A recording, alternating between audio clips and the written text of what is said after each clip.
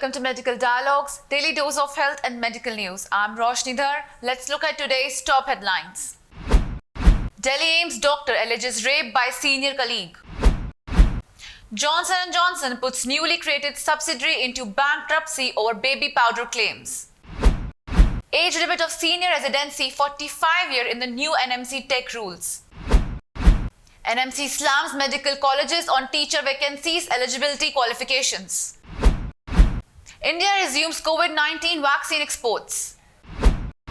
A very disappointing and shocking incident occurred in national capital where a doctor working at the prestigious institute AIIMS alleged that she was raped by one of her senior colleagues during a birthday party inside the campus.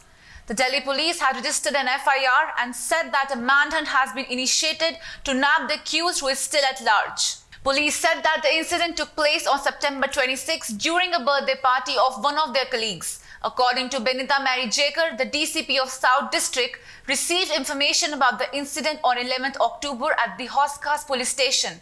When police team reached the hospital and met the victim, she told them that on September 26, one of her senior colleagues allegedly raped her after she went to his room for the birthday celebration. The medical legal case was also done, said the DCP. Based on her statement, a case was registered under Section 376 and 377 of the Indian Penal Code. During investigation, the statement of the victim was recorded before a magistrate under Section 164 CRPC and raids are being conducted at some hideouts of the accused. The whole medical committee is awestruck. Commenting on this shocking incident, Dr. Rohan Krishnan, Vice President of Federation of All India Medical Association, said, "Even me as a doctor is shocked about the incident. Such things are not expected from a doctor who holds such a high value in the society. However, anyone who takes the law in their hands should be punished as per the law. This is unacceptable in all aspects. One must also keep in mind that the victim here is also a doctor and we are in full support of the victim. Let us wait a little more till investigation and police action takes its course. We have full sympathy with the victim and I feel that justice will be given to her." Johnson & Johnson on Thursday put into bankruptcy tens of thousands of legal claims alleging its baby powder and other talc-based products caused cancer, offloading the potential liabilities into a newly created subsidiary. J&J put the talc claims into an entity called LTL Management LLC, which filed for bankruptcy protection on Thursday in North Carolina, according to the company and court records. Tens of thousands of plant lifts have alleged J&J's baby powder and other talc products contain asbestos and caused cancer, which the company denies. The plaintiffs include women suffering from ovarian cancer and others battling mesothelioma. J&J executed Thursday's corporate reshuffling through a contentious legal maneuver known as Texas two-step bankruptcy, a strategy other companies facing asbestos legislation have used.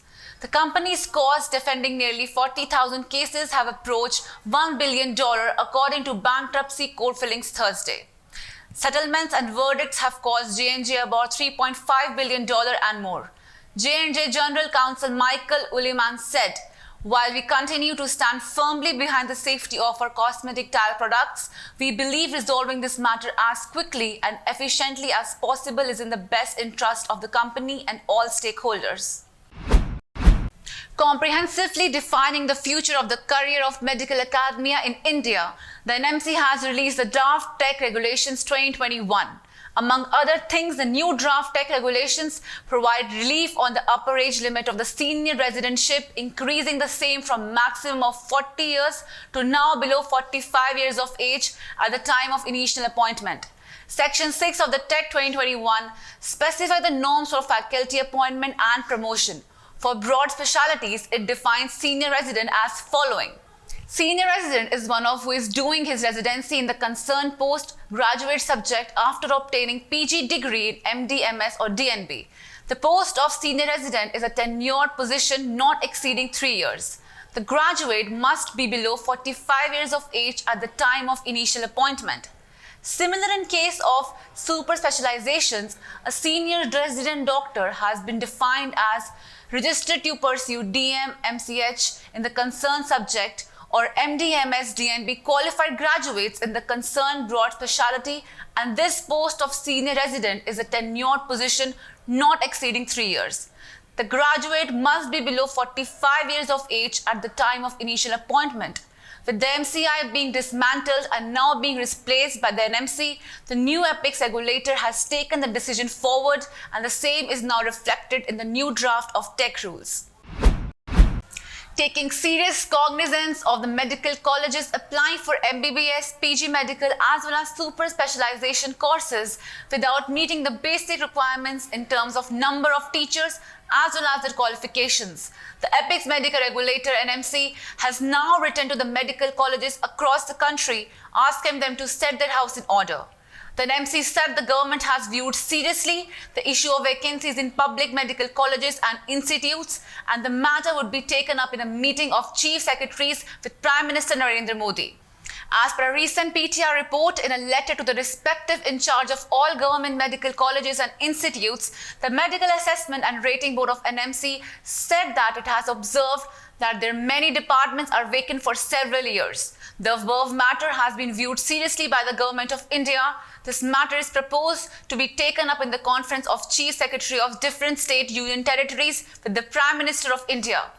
Thus, the NMC has requested the Principal Director to take up the matter of shortfalls of staff and equipment in the existing government medical colleges, including teaching hospitals, within 24 hours. India has resumed a small amount of exports of COVID-19 vaccines and will increase exports significantly in the next few months as domestic stocks build up and most of its own large population is inoculated. External Affairs Minister spokesperson Arindam Bagchi said the government has decided to send the supplies to the neighborhood initially. Vaccines have been sent to Nepal, Bangladesh, Myanmar and Iran according to the government's decision to resume their supplies. US Deputy Secretary of State Wendy Sherman on Friday underscored the importance of India's role as a global COVID vaccine producer and applauded New Delhi's announcement to resume vaccine exports. We applaud India's announcement ahead of the summit that you will resume vaccine exports. As the world's largest vaccine producer, India is a crucial global leader in the fight against COVID-19. Together with Australia and Japan, the other members of the Quad, we have pledged to donate more than 1.2 billion vaccine doses globally. Talking to Twitter, Sherman said that India is a crucial global leader in the fight against COVID-19. India's decision to reopen exports of vaccines is welcomed by the international community. Quad, the United States, and countries of the European Union appreciated India's move. India's step to open vaccine supplies is a major boost to the world in general and South Asia in particular. That's all from the Health World today. Thank you. Never miss a medical update from Medical Dialogues. Like, subscribe, and press the bell icon.